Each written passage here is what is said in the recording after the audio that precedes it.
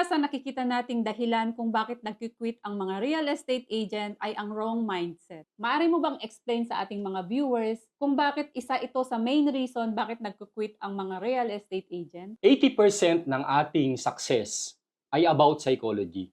Only 20% about technical aspect like skills na ating matututunan along the way. Kaya napaka-importante ng pagkakaroon ng tamang mindset. Karamihan sa ating mga real estate agent na pumapasok sa real estate industry ay nanggagaling sa mentality na gusto nila ng immediate result sa shorter period of time.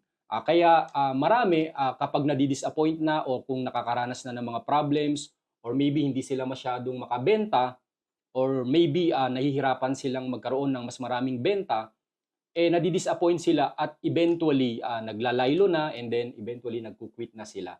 Kaya napaka-importante ng pagkakaroon ng tamang mindset. At ang ating mai-advise sa pagkakaroon ng tamang mindset ay una, magkaroon ng long-term perspective. Karamihan kasi sa atin ay nandun pa rin sa mentality ng get rich quick, no? Pero dapat ang nagtatagumpay sa buhay ay yung merong long-term perspective. Sabi nga, wealthy people think long-term, poor people think short-term.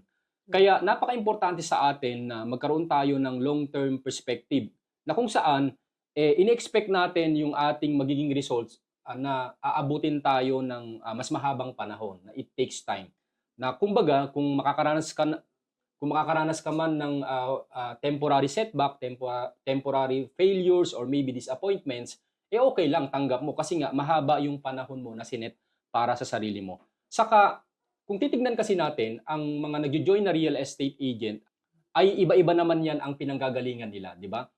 Iba-iba yung personality, iba-iba yung background, pero sa iba na wala namang sales background, syempre mas mahaba yung kanilang learning curve. Pero dahil nga mas mahaba yung learning curve, mas mahaba din yung panahon para magkaroon ka ng breakthrough or results. At kapag dumating ka nga sa disappointments, pwedeng mag-quit ka na nga pag sa ganong perspective. Kaya napakahalaga po ng pagkakaroon ng long-term perspective. So una po yun. Pangalawang mentality na dapat magkaroon tayo ay yung mentality na i-treat mo itong real estate bilang isang negosyo. So meaning to say, ikaw yung president ng sarili mong personal service corporation na kung saan ikaw ay responsible, na ikaw ay accountable sa lahat ng iyong gagawin. So meaning to say, kapag kasi ikaw ay negosyante, i-work out mo talaga ang negosyo mo Ikaw yung pinakamaagang pumasok sa trabaho, 'di ba? Tapos ikaw na yung pinaka-late, nagtatrabaho ka pa din. And you're working, 'di ba? You're working maybe 7 days a week or 6 to 7 days a week. So ganun ang isang negosyante. So meaning to say, i-work out mo. Yun ang nakikita ko na dapat maging mentality. Una, pagkakaroon ng long-term perspective, and then i-treat mo ito bilang isang negosyo.